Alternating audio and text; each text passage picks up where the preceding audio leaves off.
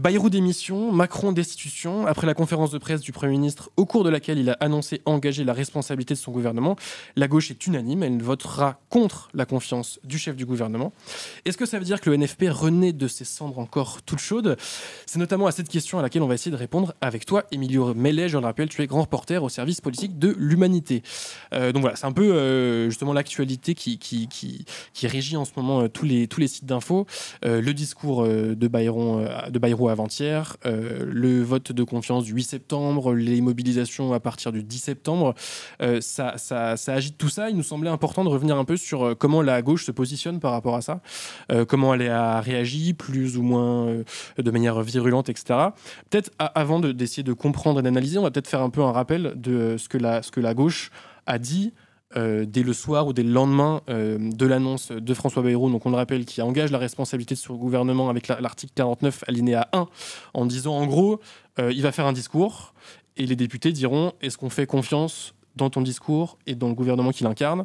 Et globalement, une majorité des députés votera contre.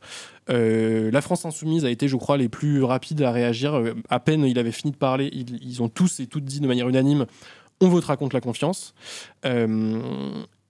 Même Mélenchon est allé un peu plus loin le lendemain sur France Inter, donc hier matin, en disant qu'il voterait évidemment contre la confiance, mais il voterait aussi, il déposerait une motion de destitution envers Emmanuel Macron. Est-ce que tu peux nous parler un peu de la réaction de la France Insoumise, de la stratégie de la France Insoumise à travers cette motion de destitution ? Alors, bon, déjà, effectivement, toi, t'appelles ça un discours de François Bayrou, on pourrait appeler ça un suicide, une mise en scène de son départ. Il a pris un peu tout le monde de court. En réalité, personne ne s'y attendait, pas même les ministres qui ont été prévenus quelques dizaines de minutes avant qu'il ne parle. Ils aiment bien faire ça, les macronistes, j'ai l'impression, prendre tout le monde un peu au dépourvu, même chez eux. Ils aiment bien faire des coups de poker. Ouais. Et donc François Bayrou surtout ne s'attendait pas à une telle réaction des oppositions. C'est ce qu'on apprend ce matin en lisant la newsletter Politico où il est inscrit que Bayrou s'attendait à davantage de mesures des oppositions. En fait, pas de la France Insoumise dont on va parler juste après, parce qu'en fait il ne faisait déjà aucun doute que la France Insoumise voterait contre la censure, la confiance, parce qu'elle avait déjà prévu de déposer une motion de censure lors de la reprise de la session parlementaire mi-septembre. Donc, en réalité, sur là où allaient les voix de la France Insoumise, sur la motion de confiance, ça c'était déjà certain, de même que les écologistes et les communistes qui avaient dit qu'ils déposeraient avec la France Insoumise et voteraient la motion de censure. Il y avait plus de suspense pour le Parti Socialiste et pour le Rassemblement National. C'est à eux, en réalité, que François Bayrou a jeté la grenade en disant « Bon, maintenant, c'est votre responsabilité ». Et donc, là-dedans, la France Insoumise, eux, ils essaient de jouer leur partition. Ça fait longtemps qu'ils veulent faire tomber le gouvernement, depuis en réalité la nomination de Michel Barnier. Ils n'ont pas changé de ligne. Ils considèrent que tout Premier ministre qui ne serait pas issu des rangs de la gauche est illégitime au regard de ce qui s'est passé pendant les législatives anticipées, c'est-à-dire que le NFP, donc coalition des Insoumis, des communistes, des socialistes et des écologistes, est arrivé en tête et qu'Emmanuel Macron aurait dû nommer à Matignon une personnalité, en l'occurrence Lucie Castet, à Matignon. Sauf que c'est pas ce qu'il a fait parce qu'il ne veut pas remettre en cause la politique économique qui est la sienne depuis 2017 et notamment la réforme des retraites. Donc la France Insoumise, eux, ils disent on va enjamber alors le N+1 de François Bayrou comme on dit en Macronie. Tu commences à adopter le langage Startup Nation, Emilio, il va falloir que tu changes d'air un peu. Et donc le N+1 de François Bayrou, c'est Emmanuel Macron. Ils disent que c'est ce qu'a dit Mélenchon sur Inter. Il dit le responsable de tout ce bordel, c'est pas François Bayrou. Même si en réalité il est comptable aussi de la politique de Macron parce que c'est un soutien du président de la République depuis le départ. Le responsable, c'est Macron. Donc c'est lui qu'ils vont aller chercher, comme dirait l'autre, là, qu'ils viennent me chercher. Et les Insoumis, ils ont dit nous, écoute, nous c'est ce qu'on va faire. Ils l'avaient déjà fait il y a 1 an quand Macron avait nommé Barnier en ne tenant pas compte du résultat des urnes. Bon, ça avait fait flop. Parce que Marine Le Pen n'avait pas voulu que ce soit débattu à l'Assemblée nationale. Mais ils disent, on refait la même chose, on dépose une motion de destitution pour faire tomber Macron et précipiter une présidentielle anticipée, cette fois et pas une législative, puisque la situation de blocage, c'est lui qui en est responsable. Est-ce que la situation est fondamentalement différente d'il y a 1 an ? Oui, un peu, parce qu'en fait, ça a vécu quand même. On a avoir un deuxième Premier ministre qui tombe, qu'il n'y a plus énormément d'options en main, dans les mains d'Emmanuel Macron. J'ai eu un insoumis au téléphone qui est Éric Coquerel, que je cite dans le papier que vous pouvez lire sur l'humanité.fr que je vais vous mettre bientôt là. Qu'on a publié ce matin dans le journal print et hier soir sur le web. Et Éric Coquerel m'a dit, mais je vous rappelle que la dernière fois, la motion de destitution, elle n'a pas été débattue parce que Marine Le Pen n'a pas voulu. Sauf que cette fois, le Rassemblement national a changé de position parce qu'Emmanuel Macron peut dissoudre à nouveau. Et Marine Le Pen a été condamnée à l'inéligibilité. Et en fait, ce que veut le Rassemblement national, c'est une présidentielle rapidement. D'ailleurs, une destitution une dissolution. Il y a trop de D dans ce truc-là. Dissolution, démission, destitution. Voilà, il y a trop de D. Et donc, le RN veut une destitution. C'est ce qu'a tweeté Marine Le Pen. Mais en réalité, ils veulent aussi une démission d'Emmanuel Macron, ou ça peut-être, en tout cas, ils veulent son départ, un autre D, le départ d'Emmanuel Macron pour précipiter la décision du Conseil constitutionnel quant à l'inéligibilité, autre mot dur à dire, de Marine Le Pen. Marine Le Pen, elle veut que le Conseil constitutionnel se prononce pour dire oui ou non, je peux être candidate. En gros, elle veut précipiter le calendrier. Et donc, ça change aussi la tactique et les possibilités de voir cette motion de destitution être votée. Bon. À gauche, ils ne sont pas fans, les autres, de cette motion de destitution. Il me semble que tu fais parler notamment Cyril Châtelain, il me semble, dans ton papier, donc la chef de file des députés écologistes à l'Assemblée nationale, qui dit en gros, en fait, c'est un peu dans le désordre, quoi. C'est pas forcément la bonne stratégie. Donc, même en fait, s'ils sont à peu près d'accord sur le constat, de dire que ça va pas, ils sont pas forcément d'accord sur la stratégie à employer pour changer la tendance. Qu'est-ce que proposent les écologistes Qu'est-ce qu'ils en pensent de cette destitution et pour eux, c'est quoi la stratégie à adopter ? C'est pas que les écologistes, je cite Cyril Châtelain, mais en réalité, ils sont tous sur la même longueur d'onde en disant que c'est pas. Faut prendre les choses dans l'ordre. Les choses dans l'ordre, c'est pour l'instant, il y a un Premier ministre qui, en fait, est déjà mort-vivant. Voilà. François Bayrou, dans 15 jours, il est plus Premier ministre. C'est acté, quasiment. Ça, c'est quasiment sûr, sauf un miracle. Il n'y a que lui qui croit encore au miracle, François Bayrou. Mais est-ce que c'est pas possible qu'au dernier moment, il propose un accord avec les RN ou avec les SOS en disant OK, je vous laisse ça et en échange, vous votez la confiance. Est-ce que c'est envisageable ? Parce que voter la confiance, ça veut dire rejoindre en réalité la majorité. C'est pas une censure, en fait, s'abstenir d'une censure, c'est s'abstenir de faire tomber le gouvernement. Voter la confiance, ça veut dire nous faisons confiance dans ce gouvernement pour la politique qu'il entend mener. Donc ça, c'est quelque chose qui c'est très différent quand même. C'est pas envisageable. Donc François Bayrou est déjà enterré. Maintenant, la balle, elle revient dans les mains d'Emmanuel Macron. C'est lui qui nomme à Matignon. Donc c'est dans cet ordre-là que veulent prendre les communistes, les écologistes, et a fortiori les socialistes, qui de toute façon ne veulent pas du tout d'une présidentielle avant 2027, parce qu'en fait ils veulent aussi réorganiser la gauche pour pouvoir la gagner. Les écologistes et les communistes, eux, ils disent, mais en fait c'est Macron qui doit nommer un Premier ministre de gauche. Voilà. Et donc c'est comme ça. Ça veut dire que si Macron nomme un Premier ministre de gauche, les écologistes, les communistes et a fortiori, comme tu disais, les socialistes se disent ok, du coup ça fait un peu cohabitation, ça ira jusqu'à 2027. Mais même les insoumis, en fait c'est juste qu'ils ne croient pas du tout à cette hypothèse. Donc en fait ils enjambent le débat. Ils disent de toute façon il ne nommera pas quelqu'un de gauche, il n'a pas envie, il l'a pas fait, il veut pas remettre sa politique en cause. On voit pas pourquoi il le ferait maintenant. En réalité la question peut se poser parce que ça emmerderait davantage la gauche de faire ça maintenant que de faire ça il y a un an, parce que les divisions sont exacerbées, la présidentielle arrive, ils sont un peu désorganisés, il y a des divergences qui sont exprimées très fort, donc ça peut être une hypothèse, c'est pas la plus probable aujourd'hui. Mais du coup, est-ce que ça veut dire que si Emmanuel Macron, comme on peut s'y attendre, ne nomme pas un premier ou une première ministre de gauche, est-ce que ça veut dire que les écologistes, les communistes et les socialistes rejoindraient cette motion de destitution envers Emmanuel Macron en disant ok, on a laissé la possibilité à Emmanuel Macron de respecter le résultat des urnes en 2024, de nommer un Premier ministre de gauche. Ce n'est pas fait, donc Macron, destitution. Alors les socialistes, non, ça c'est sûr, parce qu'ils considèrent que déjà la procédure pour destituer le président de la République, en fait, elle est héritière de la haute trahison.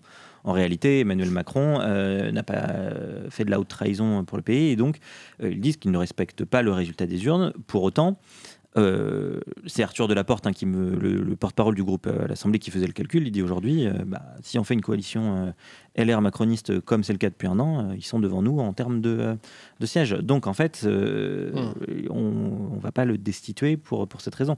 De la même façon que la gauche n'a pas destitué Chirac en 97. Bon là, le parallèle est un peu bancal, parce qu'en fait il y avait une majorité de gauche et Chirac a tenu compte du résultat des élections. Voilà. Après, les communistes et les écologistes, ils sont ils sont peut-être un peu plus balancés, mais sauf que c'est pas... En fait, ils voient le risque d'une présidentielle anticipée, c'est-à-dire qu'avec une gauche désorganisée, aujourd'hui, en réalité, il n'y a que les insoumis qui sont en ordre de marche pour la présidentielle. À côté, il y a les communistes qui disent qu'il faut une dynamique unitaire, mais qui la suspendent en réalité à des rassemblements au municipal. Et de l'autre côté, il y a la dynamique Front Populaire 2027, organisée par Lucie Castet, où on trouve les écologistes, les socialistes et les anciens insoumis, François Ruffin, Clémentine Autain, et le parti de Benoît Hamon, Génération. Donc on a une gauche qui est sur 3 tempos différents. Il y en a qu'un seul, il y a que les insoumis qui réclament d'aller à la présidentielle. Les autres, ils voient la désorganisation et surtout le risque de voir l'extrême droite arriver à l'Élysée encore plus vite. Donc eux, ils ne veulent pas de cette situation-là. Ils se disent, en fait, il nous faut encore un peu de temps pour qu'on puisse s'organiser pour être en mesure de proposer aux Français une offre politique qui permette de battre l'extrême droite au 2e tour d'une élection présidentielle. Parce qu'ils sont persuadés qu'aujourd'hui, Jean-Luc Mélenchon la perdrait, et tous les sondages pour l'instant, même si les sondages valent ce qu'ils valent, les sondages annoncent Jean-Luc Mélenchon largement battu au 2e tour par l'extrême droite. Donc ils partent de cette situation-là pour dire, nous, on ne veut pas, 1, partir avec les insoumis, et 2, on ne veut pas que l'extrême droite arrive dès maintenant au pouvoir. Mais du coup, dans ton papier, en fait, tu parles, et même là, tu as commencé à en parler, du nouveau Front Populaire, et que ça pourrait resserrer les rangs, il pourrait à nouveau adopter une stratégie commune. Au vu de ce que tu dis, est-ce qu'on y croit? Est-ce que là, le discours de François Bayrou il y a 2 jours, est-ce que ça pourrait être le point de départ d'une nouvelle alliance, d'une nouvelle union, etc., d'un rassemblement des forces de gauche? Est-ce qu'on peut croire à ça? En fait, la réponse dépend du scénario qu'on prend. C'est-à-dire qu'il y a 3 scénarios qui sont aujourd'hui sur la table. Le premier, le plus probable, c'est qu'Emmanuel Macron nomme un Premier ministre, toujours de son camp. Les rumeurs vont bon train. On en parle de Sébastien Lecornu, le ministre de la Défense. On commence déjà à parler des rumeurs. Ça m'avait pas manqué cette période où c'est qui va aller au Premier ministre. Voilà. Et donc il y a aussi Catherine Vautrin, la ministre de la Santé, qui Emmanuel Macron n'avait déjà pas nommé, et il regrette d'avoir nommé Borne à cette époque, à sa place. Et sinon, il y a même le retour de Jean Castex, qui est cité, parce que lui, en fait, il est plutôt loué pour son travail à parler avec toutes les sensibilités. Bref, il n'est pas à la RATP. Si, il va probablement arriver à la SNCF à l'automne. Mais dans la situation politique, les choses peuvent aller très vite. Ça, c'est le plus probable aujourd'hui. Dans ce scénario-là, la gauche, elle continuera d'avancer son agenda vers la présidentielle. Donc en fait, on sera grosso modo sur un statu quo, les insoumis d'un côté, les socialistes de l'autre, les écologistes qui sont embarqués dans une dynamique unitaire avec les insoumis, et les communistes qui veulent faire des municipales le vrai moment avant 2027, aussi pour changer la vie au local, mais aussi créer une dynamique unitaire qui ait une cohérence. En gros, on retourne à la case départ et une journée, un jour sans fin. C'est le film, on se réveille tous les matins c'est juste que le Premier ministre a changé, mais grosso modo, les dynamiques restent les mêmes. L'autre scénario, c'est Emmanuel Macron appelle un Premier ministre de gauche. Scénario improbable, mais là, il serait un peu emmerdé toute la gauche, parce que réclamer depuis 1 an la nomination d'un Premier ministre de gauche, ils peuvent pas la refuser, donc il serait bien forcé de s'entendre. Après, par contre, qui à Matignon? Ce serait probablement pas Lucie Castet, qui vient d'avoir un enfant et qui ne fait plus l'unanimité. D'ailleurs, j'aurais dû commencer par ça, qui ne fait plus l'unanimité au sein de la gauche. Les insoumis trouvent qu'elle est trop proche des écologistes, et les socialistes trouvent que Lucie Castet, c'est pas la bonne idée, parce que Macron l'a déjà pas nommé 2 fois, on voit pas pourquoi il la nommerait 3 fois. Donc il y a cette option-là, et les socialistes disent faudrait un socialiste qui puisse faire des compromis avec les macronistes sans utiliser de 49.3, et ce qui permettrait en fait un vrai parlementarisme. Et les insoumis disent s'il appelle quelqu'un à Matignon, le plus grosse force de gauche, c'est nous, donc en fait c'est nous qu'on doit y aller, comme dirait François Ruffin. Et donc la situation, elle est un peu inextricable. Il y aurait probablement de nouvelles discussions. En tout cas, c'est la discussion qui se remettrait en cours et qui donnerait probablement un nouveau conclave, des désaccords affichés, etc. Ce ne serait pas la meilleure image donnée pour la gauche, surtout qu'en réalité, quand on discute, j'ai pas forcément avec ceux que j'ai discuté hier, parce qu'ils portaient la voix officielle de leur parti, mais il y avait les universités d'été ce week-end. En réalité, à l'approche de 2027, et vu la situation de la gauche, ils n'ont pas méga envie de se retrouver à Matignon avec 192 députés à la merci des macronistes, avec le risque de tomber dans 3 mois. Et je termine juste avec le dernier scénario. Le dernier scénario, celui dont on abordera plus longuement ensuite, j'imagine, c'est celui de la dissolution, avec le spectre de la victoire de l'extrême droite. En gros, on retourne en juin 2024, au moment des législatives anticipées. Et donc là, La gauche, est-ce qu'elle ferait un nouveau Front populaire sur le même format? C'est peu probable, mais en tout cas, s'il y a une pression populaire, c'est pas impossible que ça arrive. Aujourd'hui, la rupture entre les insoumis et les socialistes, elle est consommée. Mais par contre, je remarque que depuis la prise de parole de François Bayrou, ils sont tous baissés d'un ton, sauf Jean-Luc Mélenchon. Mais bon, c'est habituel, il y a aussi des comptes à régler avec les socialistes. Et voilà. Mais quand on regarde les discussions, qui ont déjà commencé, en réalité, ils commencent déjà à se parler, pas forcément en direct, mais par chef de groupe interposé. Voilà, il y a des discussions. Par contre, on imagine mal les insoumis accepter autre chose que le NFP, c'est-à-dire il faudrait un accord programmatique, un accord sur la circonscription. Et Éric Coquerel le dit, et vous pouvez le trouver à la fin du papier, il faut que le PS change de ligne parce qu'ils avaient refusé de censurer Bayrou.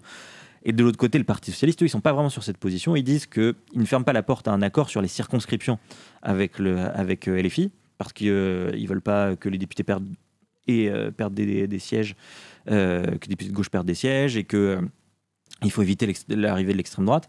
Mais par contre, sur le programme, ils sont moins chauds. Eux, ils veulent une dynamique unitaire avec toute la gauche, sans LFI, et simplement réserver un accord électoral avec LFI. Voilà. Donc ça, c'est, pour l'instant, l'état du rapport de force à gauche. Tu parlais des universités d'été des différentes forces de gauche. Donc le week-end dernier, il y a eu donc les amphis des Insoumis, celle des écologistes et celle des communistes. Celle des socialistes, c'est le week-end qui vient là, avec également le front 2027, donc avec François Ruffin, Clémentine Autain, etc. Comment le discours de Bayrou s'est intégré dans ce contexte des universités d'été? Parce que j'ai lu vos papiers. Globalement, à part les écologistes qui sont unionistes pour 4, je me demande si c'est même pas le titre de ton papier. Voilà, c'est ça. J'ai regardé quelques extraits des amphis de la France Insoumise. Ils mâchent pas leurs mots sur leurs collègues à gauche. Au regard des universités d'été, comment est-ce que ça a pu changer les stratégies des différents partis? Est-ce que entre l'université d'été de la semaine dernière et celles de là qui vont arriver, est-ce qu'il va peut-être y avoir des changements de ligne un peu? Est-ce que ça va pouvoir influencer, par exemple, les socialistes? Des changements de ligne, non. Des changements de ton, oui. De ton, ouais, c'est ce que tu disais. Ouais. C'est chacun assouplit. En fait, forcément, quand on a préparé une échéance électorale de plus long terme qui favorise des dynamiques, en tout cas des chemins séparés, on a tendance à avoir des mots qui sont plus durs envers ceux qui pourraient potentiellement être des partenaires. Si demain il y a une dissolution, avec le risque que l'extrême droite gagne, le réflexe antifasciste de la gauche marchera, peut-être pas de la même façon, il dépendra aussi du barrage du Front républicain, mais en tout cas, il y a des choses qui vont s'amorcer. Pour autant, les socialistes considèrent toujours qu'il ne faut pas aller derrière un insoumis à la présidentielle si jamais il y a une union de la gauche auquel ils n'appellent pas de toute façon dans son entièreté. Et les insoumis disent de toute façon il y aura une candidature insoumise à la présidentielle. Ça ne changera pas. Tu as évoqué 2 fois une potentielle dissolution. Moi, j'ai écouté Bayrou il y a 2 jours en disant... Alors, il a répondu qu'évidemment, ça dépend pas de lui, ça dépend du président de la République. C'est le président de la République qui peut dissoudre l'Assemblée nationale. Et qu'il a dit un truc genre, il a essayé une fois, c'était pas très convaincant, donc il va peut-être pas le refaire. Est-ce que les macronistes essayent de noyer le poisson en disant non, il n'y aura pas de dissolution, ou est-ce que ça peut nous tomber dessus alors qu'on s'y attend pas ou pas trop? Je pense que les macronistes, surtout, ils n'en savent rien. Oui. En fait, ils attendent la décision de Jupiter et que la foudre tombe. Et donc, ils font des plans sur la comète, mais eux, les plans sur la comète de 2024, ça leur a fait perdre une centaine de sièges. Donc, ils ne sont pas chauds pour remettre leur siège en jeu. Par contre, Bayrou dit effectivement que ça n'a pas marché, mais il dit aussi que c'est un outil constitutionnel du président de la République. C'est d'ailleurs ce que répète l'Élysée. Mon collègue Anthony Cortès, qui... a réalisé le papier de une du journal du jour, a eu des proches d'Emmanuel Macron au téléphone, et les proches d'Emmanuel Macron, ils disent qu'il ne se passera pas il ne peut pas garantir qu'il n'utilisera pas tel ou tel article, même si c'est au parti, parce que Emmanuel Macron a donné un entretien au JD News de Vincent Bolloré, il dit que c'est au parti de s'entendre, et voilà, mais la dissolution, elle est franchement aujourd'hui pas à exclure. Mais elle est risquée pour Emmanuel Macron, parce qu'en fait, Emmanuel Macron, c'est-à-dire que s'il dissout, derrière, il ne peut plus dissoudre pendant 1 an. Donc en fait, jusqu'à la présidentielle, n'importe quel Premier ministre devra composer avec l'Assemblée telle qu'elle est. Et donc lui aussi en tant que président de la République. S'il perd les élections, ce qui est probable, Et bien, il se retrouve dans la même situation qu'avant, sauf que cette fois, il aura testé 2 premiers ministres de son camp et ça n'a pas marché. Donc, le dernier fusible, c'est lui. Et donc, c'est dire qu'il. Non, mais ça ouvrirait encore plus la voie à une démission, puisque de fait, il ne pourrait pas. Le pays deviendrait ingouvernable. Ouais. Ou alors, c'est l'extrême droite qui gagne, et dans ce cas-là, il jouerait le résistant de l'intérieur. Mais. Donc la dissolution, aujourd'hui, elle est politiquement risquée. Mais bon, quand Bayrou parle, moi je vous avoue, je fais comme n'importe quel journaliste politique et même en fait tous les gens qui disent alors attends, Bayrou a proposé ça à Macron, qui l'a accepté. C'est que Macron, il a quelque chose dans sa manche encore. Il va pas accepter comme ça un harakiri de son Premier ministre sans savoir quoi jouer derrière. Donc ça s'appelle chercher la rationalité. Bon, jusque-là, j'ai du mal à trouver. La rationalité des macronistes n'est peut-être pas notre rationalité à nous. Non, mais surtout quand on voit, on a cherché la rationalité de la première dissolution d'Emmanuel Macron en 2024, et on se rend compte qu'il a quand même fait des paris relativement hasardeux, à savoir, que sa première option, c'était que la gauche s'unisse pas, ce qui est arrivé dès le soir même de sa dissolution, ou dès le lendemain, c'était le lundi soir, ils sont sortis en disant c'est bon, on l'a fait. En fait, il avait sous-estimé le réflexe antifasciste de la gauche, sauf que ça, maintenant, il peut plus le sous-estimer, parce qu'il sait ce que ça a donné la dernière fois. Et l'option numéro 2, c'était la victoire du Front National, du Rassemblement National et Bardella à Matignon. Et peut-être que c'était son option, et de vouloir jouer le résistant de l'intérieur des institutions et en gros essayer de délégitimer le RN une fois au pouvoir, une fois aux manettes, montrer qu'en fait c'est les incapables des inutiles. C'est un pari extrêmement risqué, parce que quand on regarde dans tous les pays dans lesquels l'extrême droite est arrivée, en fait l'extrême droite, elle n'a pas un problème de gouvernance, elle sait gouverner un pays. Le problème, c'est la ligne, c'est la politique, c'est pas politique un peu de terre brûlée d'Emmanuel Macron, quoi. Voilà, on crame tout et puis. Donc, aujourd'hui, c'est compliqué de savoir ce qui se passe dans la tête d'Emmanuel Macron. Non, mais la dissolution est une option, et en tout cas les partis s'y préparent. Le Parti socialiste a lancé son plan de dissolution avec un programme qui est en cours de rédaction et qui sera présenté à Blois lors des universités d'été des socialistes samedi par Chloé Ridel, l'eurodéputée. Les Insoumis disent qu'ils préparent les 2 hypothèses, et destitution ou démission de Macron et dissolution, et qu'ils sont prêts. Les communistes nous disent il faut repenser un rassemblement de la gauche, mais par contre changer de méthode, parce que la dernière fois, d'imposer verticalement des candidatures sans s'appuyer sur les réalités de terrain, ça a conduit à ce qui est pas assez de députés de gauche. Et les écolos continuent de dire unité, il faut tout le monde autour de la table. Voilà. Très bien, peut-être, alors déjà merci beaucoup au raid de Le Bol d'Histoire, merci à toi et bienvenue à tout le monde. On arrive bientôt à la fin de ce stream, il commence à faire faim, mais avant, il y a quand même un truc qu'on n'a pas évoqué et qui me semble un peu fondamental dans la séquence, c'est donc, on le rappelle, discours de politique générale de François Bayrou le 8 septembre devant l'Assemblée nationale. Avant la fête de l'UMA, c'est sympa, merci. Avant la fête de l'UMA, c'est vrai, mais aussi... Prenez vos places. Prenez vos places, achetez vos places, mais aussi avant le 10 septembre, 10 septembre où il y a le mouvement Bloquons tout, même si on a encore un peu du mal à savoir concrètement ce que ça va représenter, qui ça va mobiliser, etc. Il y a quand même un événement autour de cette date sur les réseaux sociaux. Les différents syndicats sont en train de se réunir pour savoir comment ils suivent et ce qu'ils suivent. Ils vont en parler vendredi. Voilà, c'est ça. Donc, en format intersyndical, par contre, faut le souligner quand même. Oui. C'est-à-dire qu'on retrouve le format des manifestations contre la réforme des retraites pour discuter de savoir comment en fait accentuer le rapport de force dans la rue. Parce que tu te dis, il y a le 10, mais il y a aussi des mobilisations syndicales qui commencent dès le 2 septembre. Oui. Il y a des grèves dans la santé, notamment, je crois que ça commence. Il y a des grèves, alors c'est l'audiovisuel public aussi, mais voilà, il y a un bouillonnement social, la colère sociale commence à monter. Et voilà. Par contre, je t'ai interrompu, tu avais peut-être une question. Non, mais effectivement, il n'y a pas que le 10 septembre, mais le 10 septembre, en tout cas, pose beaucoup de questions, cristallise beaucoup de choses. Certaines commentateurs, commentatrices parlent d'un nouveau gilet jaune. Alors, c'est vraiment très difficile puisque ça se passe beaucoup sur les réseaux sociaux, dans les boucles Telegram. C'est vraiment difficile d'anticiper ce qui va se passer, qui ça va mobiliser, etc. Mais du coup, première question. Est-ce que François Bayrou avait ça en tête quand il a annoncé le fait d'engager la responsabilité de son gouvernement le 8 septembre? Est-ce qu'il s'est dit, OK, c'est peut-être un moyen un peu de temporiser, de calmer un peu les gens, dit oui, je vous ai écouté, regardez, je m'engage moi. Première question. Deuxième question, comment la gauche se prépare au 10 septembre?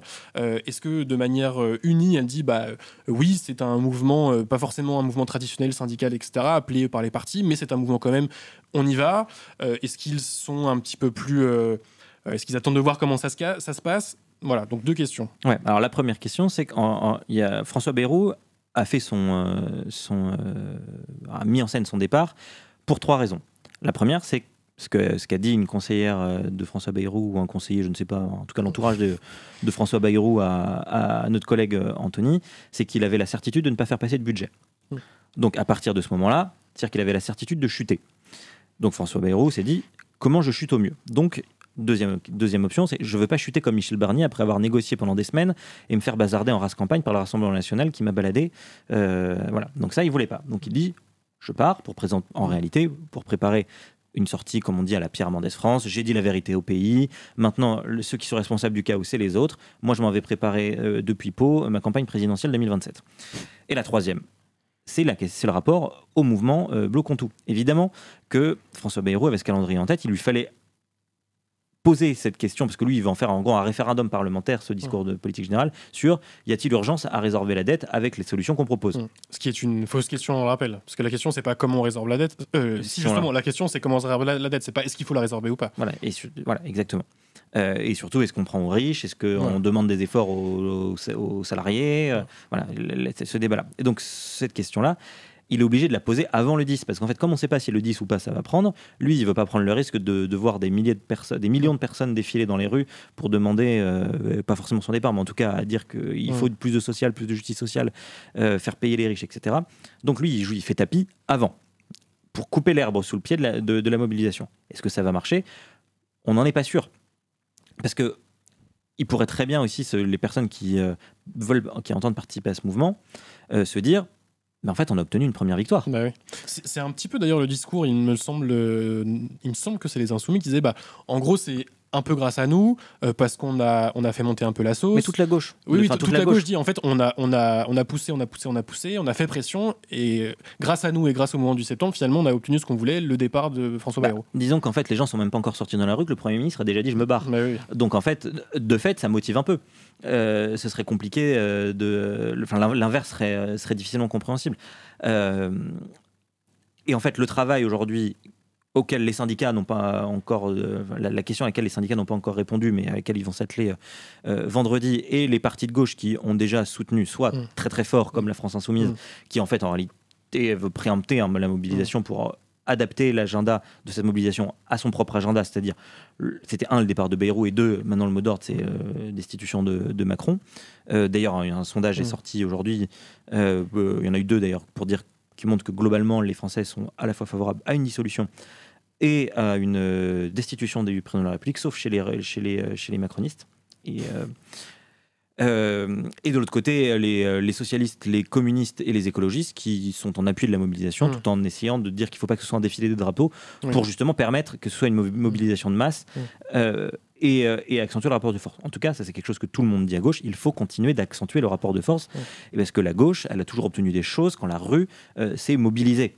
Ils savent qu'eux, ils n'ont pas les institutions, ils n'ont pas les grandes entreprises, ils n'ont pas les magnats de la presse, et donc en fait, le seul moyen de pression qu'ils ont, c'est le rapport de force donc institutionnel, capacité de blocage d'un gouvernement via la censure, et surtout les gens qui se mobilisent. Donc eux, ils ont tout intérêt à continuer à pousser cette mobilisation d'un point de vue stratégique, pour accentuer le rapport de force sur Macron, soit pour qu'il nomme un Premier ministre de gauche qui soit davantage en aspiration avec les revendications sociales du mouvement Bloc-Contoux, soit dans ce cas-là, c'est ce sur quoi parient davantage les socialistes, quelqu'un de son camp qui soit capable de vrais compromis avec la gauche et de remettre en cause la politique macroniste, à commencer par l'abrogation de la réforme des retraites et la taxation des plus riches et la conditionnalité des aides publiques.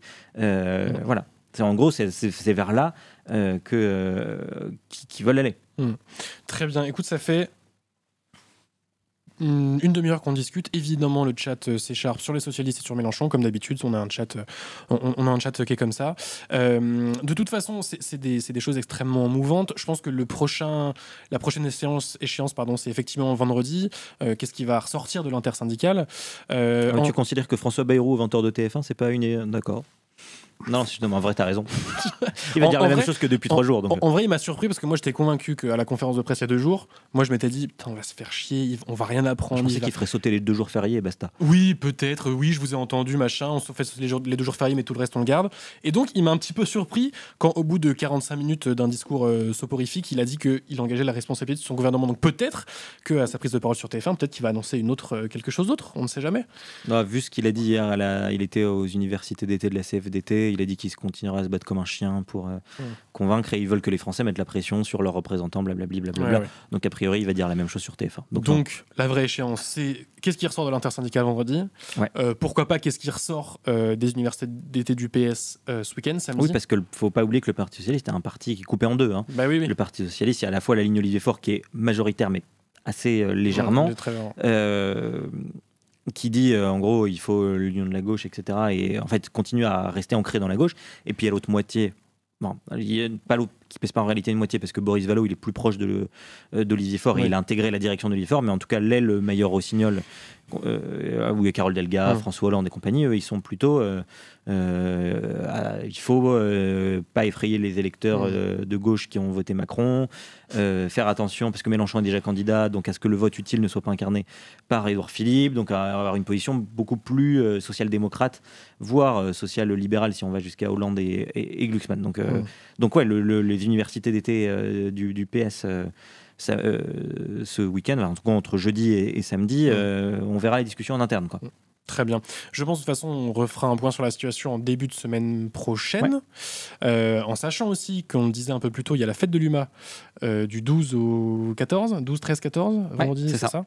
Donc en fait, à la semaine, enfin c'est juste après le 8 septembre, juste après il y a la fête de l'UMA.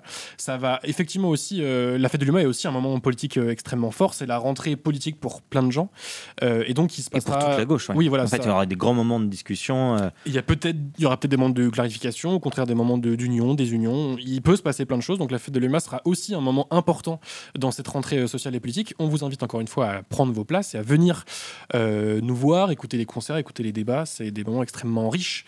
Et soutenir le journal. Voilà.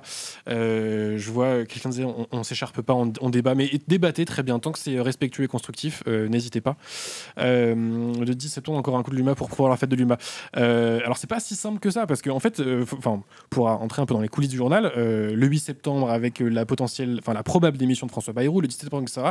Nous, à la fête de l'UMA, on dit alors comment on adapte la fête de l'UMA comme ça? On peut pas faire un débat, par exemple, sur Bayrou Premier ministre s'il ne l'est plus, suivant ce que donne le rendez-vous du 10 septembre. On avait prévu un débat sur le budget. Donc à partir il n'existe de fait plus ce débat sur le budget, même s'il en faudra bien pour la France et discuter des solutions budgétaires, notamment pour résorber le déficit que les macronistes ont causé. Hein. Mais voilà, ce débat, de fait, il est déjà caduc.